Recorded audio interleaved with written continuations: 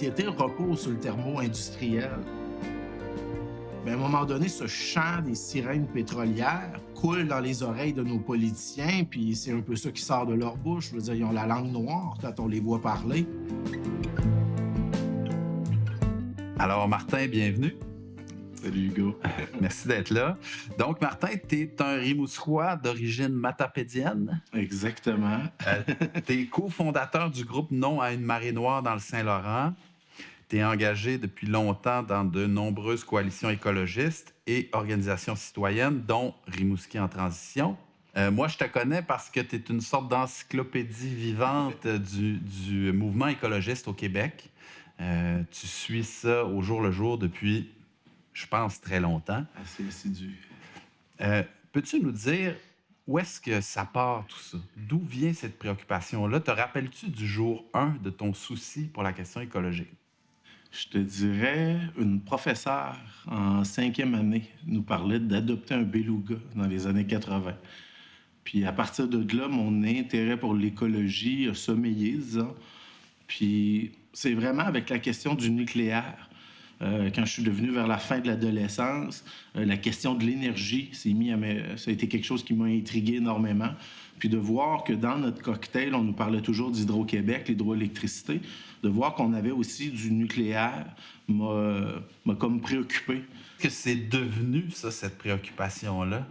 Bien, quand on dit souvent, on voit les termes utilisés aujourd'hui, l'éco-anxiété, là, qui est un peu le terme de l'heure. Moi, je dirais plutôt les préoccupations environnementales. Peut-être le fait qu'on se sent impuissant aujourd'hui. Disons que quand j'ai commencé à m'impliquer, on sentait qu'on avait la possibilité d'apporter des grands changements.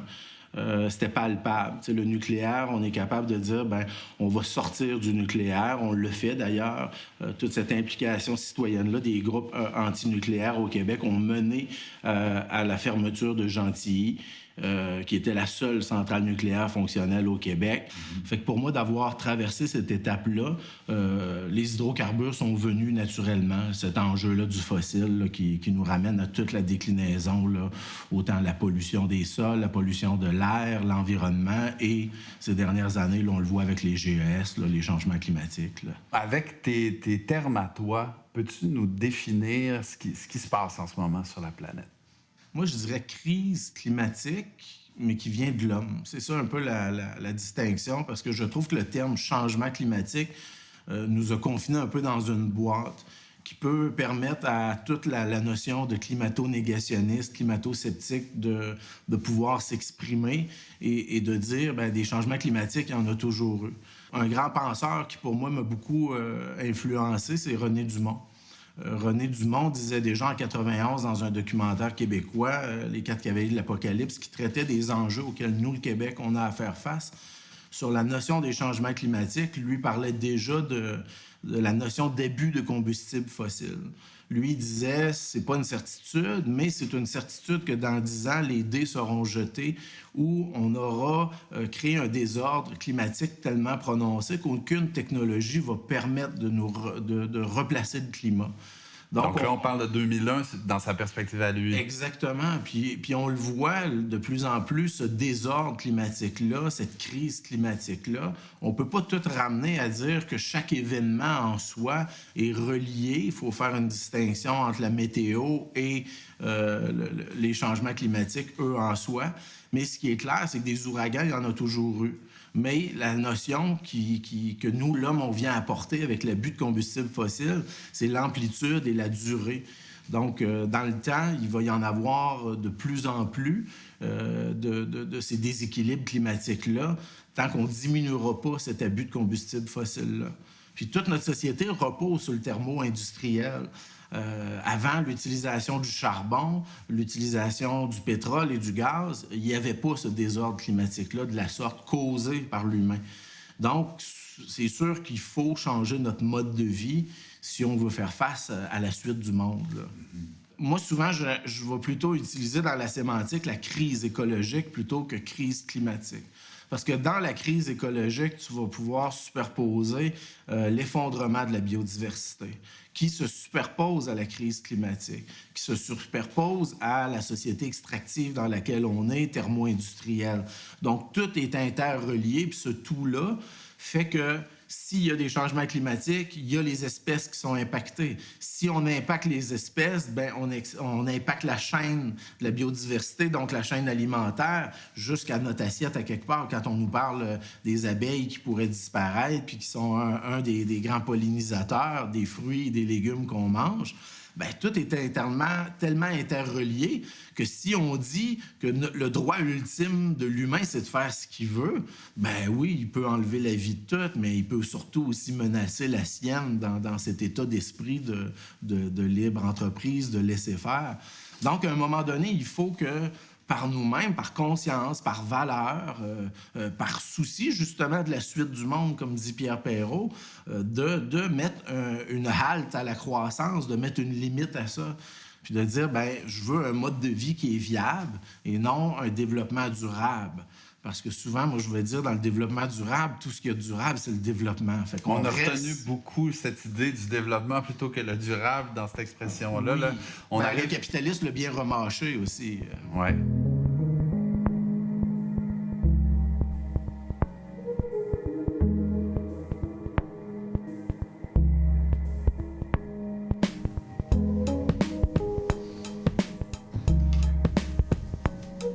En réalité, ça ne change rien si on le prend du point de vue de l'industrie pétrolière. On va extraire tout ce qu'on peut. Si on le prend du côté de nos gouvernements, c'est beaucoup de mesures de maquillage, de saupoudrage, d'écovertissement. Donc, c'est à géométrie variable selon à qui on pourrait poser la question.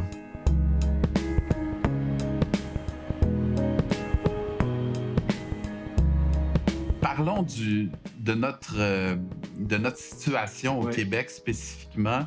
C'est quoi notre contribution comme Québécois au problème global de l'urgence ou de la crise climatique? Bien, si on pense juste à l'axe des GES, les émissions de gaz à effet de serre, le Québec est à 9,1 tonnes par individu. Si je compare avec la Saskatchewan et l'Alberta, qui sont les plus gros émetteurs, on atteint du 64-61 tonnes par individu. Par année. Par année. Donc, c'est sûr que le Québec est présentement le champion, entre guillemets, mais il faut juxtaposer à ça, quand on dit par individu, c'est qu'on prend la population puis on divise la quantité de GES émis annuellement. Mais si on décortique ces GES-là par rapport au Québec, là où le bas blesse, c'est beaucoup de notre côté industriel, le transport. Fait que quand on le ramène souvent au niveau des gaz à effet de serre, à dire, ben fais un défi climat, change tes habitudes, qu'on ramène ça à l'individu, la culpabilité chez l'individu, ben on occulte, disons, les axes du système sur lesquels on pourrait s'attaquer. Fait que quand moi je sors la liste des 100 plus grands pollueurs au Québec, c'est pas des individus, c'est vraiment des industries. Des fois, on peut le ramener à l'individu si on y va globalement. On peut prendre une ville que ça va être son site d'enfouissement qui va être très émetteur. Mais généralement, c'est l'industrie elle-même à laquelle on ne met pas l'objectif. Comme Québécois, souvent, on a tendance à dire, grâce à l'hydroélectricité, mais si on ne le dit pas, on est un bon élève du point de vue de l'impact ou de l'empreinte écologique, mais il reste que plus de 40 % de notre empreinte vient des transports, 30 % à peu près de l'industrie. Donc, c'est là où il faudrait travailler. Bien, je trouve ça intéressant comment tu l'amènes par rapport à l'hydroélectricité parce que c'est une crise des hydrocarbures qui nous a menés à accentuer notre aventure dans l'hydroélectricité. Le choc pétrolier de 1972 a amené le Québec à voir le pétrole et même mondialement exploser à la pompe à plus de 150 $ du baril. Donc, dans le mode urgence solution de l'époque, on s'est tourné vers l'Alberta. Le Québec a massivement investi dans le développement du pétrole albertain pour assurer sa sécurité énergétique. Dans les 70? Oui, en 72. Okay. Et en même temps, de l'autre côté, à 180 degrés, on est allé du côté de l'hydroélectricité. Donc, on aurait pu se tourner vers la filière du nucléaire. Il y avait la possibilité de construire 7 nouvelles centrales le long du fleuve Saint-Laurent, mais on s'est en allé vers les grands barrages. Présentement, à peu près 80-95 de l'électricité qu'on consomme annuellement vient de cet héritage-là des grands barrages. C'est rajouté dernièrement, ces dernières années, l'éolien, un cocktail de biomasse, mais essentiellement, c'est l'aventure hydroélectrique des grands barrages qui nous mène à ce 95 là, hydroélectrique là, de notre énergie. Là où le bas blesse pour nous, le Québec, c'est qu'annuellement, dans le cocktail entier qu'on consomme d'énergie, 50 lui vient encore des hydrocarbures. Donc, là où on a une marge de jeu pour décarboner notre économie, c'est vraiment si on décide de s'attaquer à la question du transport. Mm-hmm. Parce que tu disais, on est un bon élève dans le Canada, 9 tonnes par habitant par année d'émissions de GES. Mais la moyenne mondiale, c'est 1,3, si je ne me trompe pas. Tout à fait. Donc, on est une catastrophe, là. On reste très énergivore, là. L'humain québécois thermo-industriel brille par son VUS. Je veux dire, on bat des records de vente de VUS à chaque année. On est la somme de nos contradictions dans notre boulimie énergétique, les Québécois, là. D'un côté, notre résidentiel a une super de bonne empreinte, mais du moment qu'on sort de chez soi et on embarque dans un véhicule, je veux dire, on a un grand territoire à occuper. Il y a des considérants très géoterritoriaux, si je peux dire ainsi. Et il y a plein de contradictions. Quand moi, je vois les cargos passer sur le fleuve Saint-Laurent, amener la marchandise à Montréal et la remettre dans des camions pour aller alimenter les épiceries jusqu'à Gaspé. Il y a plein de choses dans lesquelles on pourrait tabler si, comme Québécois, on décidait d'avoir une vision systémique de la question énergétique. Puis quand tu me ramènes la question du transport, là où on est dépossédé territorialement, je veux dire, le train appartient à des compagnies privées. Si je regarde le CN, le CP, c'est deux compagnies qui vont privilégier transporter les hydrocarbures de l'Alberta, de la Saskatchewan, du Manitoba, même aux dépens du grain et de d'autres matières. On voit dans le fleuve Saint-Laurent des bateaux, des fois, qui vont être là des 8 jours jusqu'à 2 semaines à attendre que les wagons de grains de l'Ouest arrivent au port de Montréal pour embarquer le grain.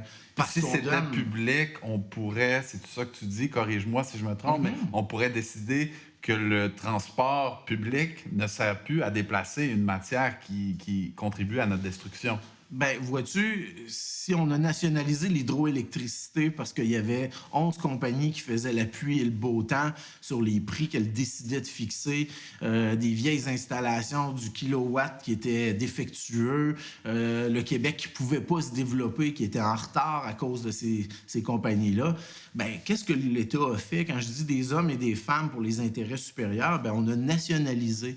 Et ça ne s'est pas fait d'un coup de baguette, ça ne s'est pas fait en criant ciseaux. Ça s'est joué dur, mais cette nationalisation-là nous a donné un levier d'émancipation collectif. Bien, un peuple qui ne possède pas son territoire, ses mécanismes de déplacement, bien, il est inféodé à un autre.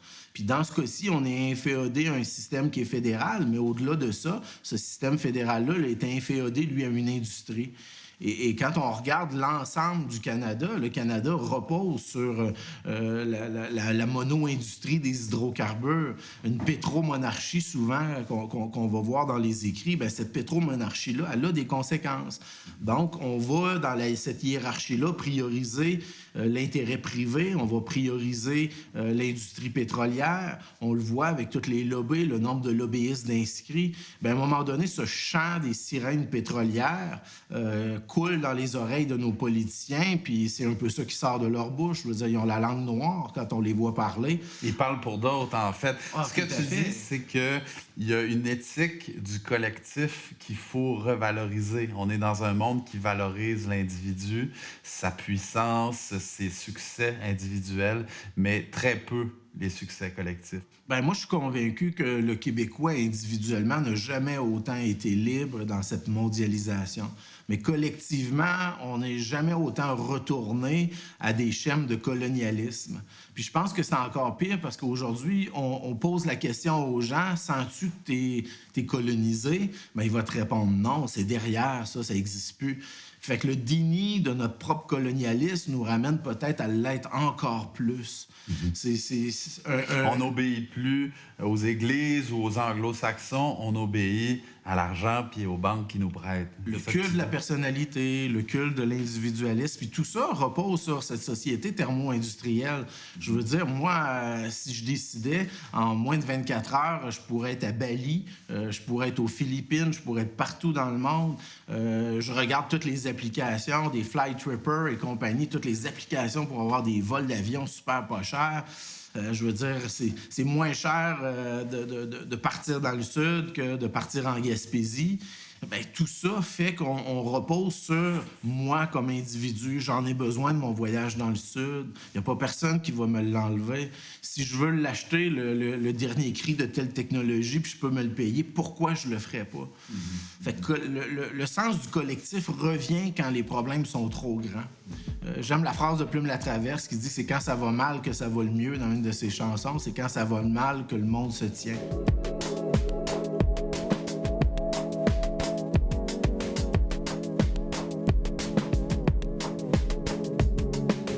Région, ben, il y a la notion d'adaptation au changement climatique, la vue sur le bord du fleuve que les gens cherchent pour leur retraite en zone inondable. Ben, là, ils vont avoir pas juste la fenêtre, ils vont avoir les pieds dans l'eau. Donc, c'est le déplacement de maisons, c'est la reconfiguration de notre territoire sur qu'est-ce qu'on arrive à être encore capable de produire, de quelle manière.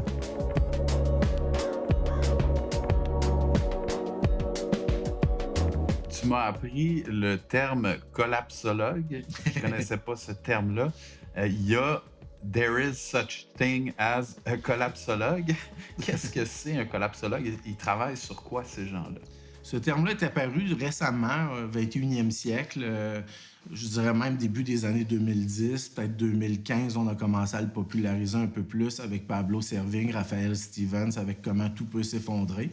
Si on regarde la sémantique du mot collapsologue, collapse qui vient un peu du latin, la notion de s'effondrer, puis log, ben, qui étudie le savoir autour. Donc, c'est la science qui étudie l'effondrement.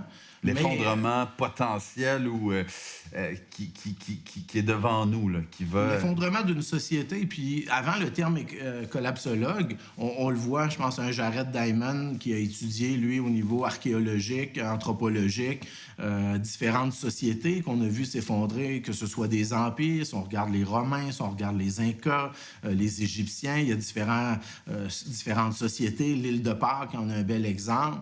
Ben, c'est de dire que nous, aujourd'hui, notre modèle, l'anthropocène, la société thermo-industrielle, peut prendre fin. Puis, il peut prendre fin pour différentes raisons, que ce soit par une crise économique, la crise écologique, sociale. Donc, c'est de dire que nous, la société thermo-industrielle, on n'a pas toujours vécu comme ça. Et quand on regarde la courbe de la croissance humaine, quand on regarde des rapports comme le rapport Meadows qui a mené au livre Halte à la croissance, bien, si on regarde la courbe des hydrocarbures dans les prédictions qu'eux faisaient déjà en 1972, eux nous prédisaient autour de 2030 que la courbe humaine qui a augmenté en même temps que la courbe des hydrocarbures va redescendre avec cette courbe des hydrocarbures-là. Donc, quand on regarde chez différents collapsologues, certains vont dire qu'on en a jusqu'à 2050 avec la société thermo-industrielle, d'autres vont dire 2040. Et là, de plus en plus, avec l'accélération, on le voit, les derniers rapports du GIEC, qu'on est au-delà des prédictions, on devance les prédictions au niveau du réchauffement climatique.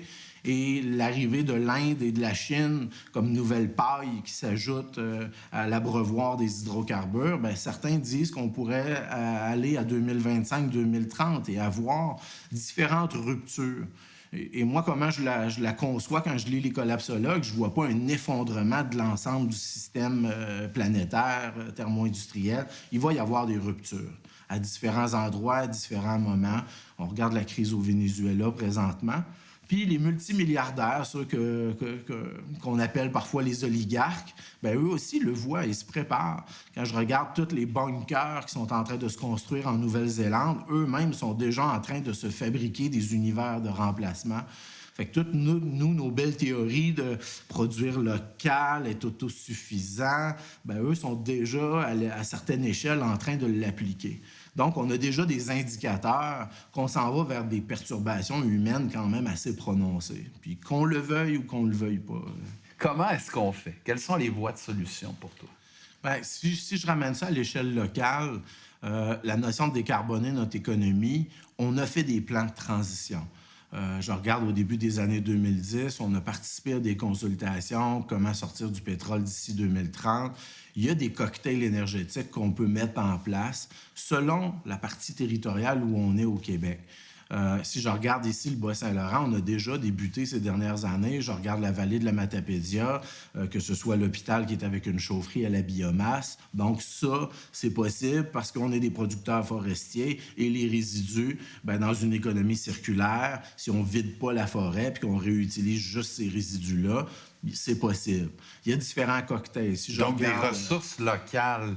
Oui. Dans ce cas-là, qu'est-ce qui a mené à cette solution-là? Est-ce que c'est des impératifs économiques ou c'est vraiment une réflexion écologique? Malheureusement, souvent, c'est la question économique. Fait que quand je dis que j'analyse le bien commun sur ces différents axes, bien, l'axe économique, veut pas, on est obligé de le considérer. Notre niveau de vie, qu'est-ce qui fait qu'on a ce niveau de vie-là? Bien, il est basé sur cette économie-là. Par contre, il ne faut pas que l'économique, justement, devienne la raison de nous créer d'autres problématiques. Il y a une limite dans ce qu'on produit, dans cette boulimie-là. Fait que si on ramène à l'échelle locale, si je regarde l'agriculture de proximité, ben, je veux dire, moi, chaque année, on a notre panier avec un maraîcher local et on peut même, de plus en plus, on le voit chez plusieurs maraîchers, on a les légumes d'hiver, les racineux. Puis je me ramène tout le temps à une image quand j'étais jeune, chez mes grands-parents, au sous-sol, les fameux maison jars, les pots maçons, qui est très typique aux Québécois. Souvent, les Européens nous disent « Vous avez des pots maçons pour boire, jusqu'à boire votre bière avec une poignée maintenant. » Bien, ce pot maçon-là, pour moi, il représentait un peu cette empreinte territoriale-là de la subsistance, l'idée de l'autosuffisance. Bien, je veux pas, on a à traverser l'hiver, bien, qu'est-ce qu'on faisait à l'automne? On empotait, on faisait des jardinières de légumes, tout ce qui était les surplus des jardins, les agriculteurs faisaient des plus grands jardins, on transformait les petits fruits, on est un peuple de cueilleurs de petits fruits. Moi, c'est vraiment enraciné chez nous. Il y a une fierté à ça aussi. Oui. Quand on mange ce qu'on produit, on est fier de ce qu'on mange puis de ce qu'on fait, de notre mode de vie. Donc, tu me parles de communauté, des exemples de biomasse, par exemple à Causa-Piscale ou dans la vallée de la Matapédia. Tu me parles d'un mode de vie aussi, individuel. Est-ce que ça suffit? Est-ce qu'il faut une vision d'État aussi? C'est clair où est-ce qu'on s'en va, là? C'est quoi les prochaines étapes? Bien, c'est clair que l'idée de faire son propre plan, si je regarde le mouvement des villes en transition, c'est de dire, bien, si ça ne bouge pas politiquement, on va mettre nous-mêmes, les citoyens, par nous-mêmes, des choses en place. C'est sûr que les leviers financiers doivent suivre. Moi, ce que je reproche grandement au gouvernement présentement, si on regarde du côté fédéral, c'est cette boulimie de subventions. Quand on dit des milliards de dollars donnés à chaque année à l'industrie pétrolière, je veux dire, on ne paie pas l'ensemble des externalités de cette industrie-là. Si demain matin, tous ces fonds-là étaient réorientés justement dans une réelle transition, une réappropriation du territoire, moi, j'ai toujours cru dans cette expression-là qui dit qu'on est un peuple de patente patente. Le Québécois n'a pas inventé Bombardier la motoneige pour aller passer une fin de semaine au chalet avec sa blonde. C'était la dureté de vivre sur le territoire, c'était la dureté d'occuper ce territoire-là. Puis des fois, dans cette pauvreté collective-là, ben, ça nous a permis de développer l'intelligence collective. Fait que ce terme-là, patente patente, ben, on a souvent trouvé des solutions aux problèmes qui se présentaient à nous. Puis moi, je crois que si la volonté politique était là de revenir à la notion des communs, d'investir dans les communs, d'investir en nous, de croire en nous, à cette capacité-là, c'est incroyable la révolution territoriale qu'on pourrait faire, les Québécois, là. Si je te résume, Martin, au problème écologique, la solution que tu vois, c'est le réflexe de la communauté, le retour à la communauté. À 200 %. Parce que l'humain n'est pas fait pour survivre seul. Puis même quand je lisais dernièrement l'anthropologie économique de Dupuis, puis je trouvais ça intéressant parce qu'on pensait même que chez le Néo-Andertal, c'était de la survie, que c'était de la survivance. mais c'était déjà la notion d'autosuffisance plutôt, puis que ça passait par la notion de collectivité pour être capable d'être en mode d'autosuffisance, parce que l'humain seul, là, oui, il va tomber dans la survivance. Donc, dans l'idée d'être dans les communs, je pense que c'est très important qu'on revienne à s'entraider, puis la notion aussi d'écart riche-pauvre, d'injustice sociale, d'injustice climatique, tout ça se superpose. Et une des clés, c'est le commun.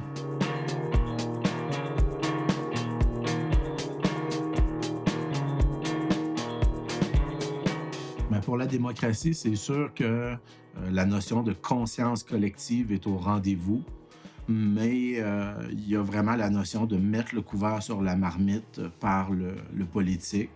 On sent que la démocratie est sabotée un peu de l'intérieur par la notion de lobby des différentes industries, de ceux qui bénéficient de la société thermo-industrielle dans laquelle on est présentement. Parce que souvent, à la blague, j'aime à dire la différence entre la démocratie et la dictature. Dans la dictature, on dit « ferme ta gueule ». Dans la démocratie, on dit « cause toujours ». Et on le voit beaucoup dans les différentes mobilisations citoyennes des dernières années, que la rapidité à laquelle les gens sont prêts au changement, la conscience politique, elle ne suit pas du tout.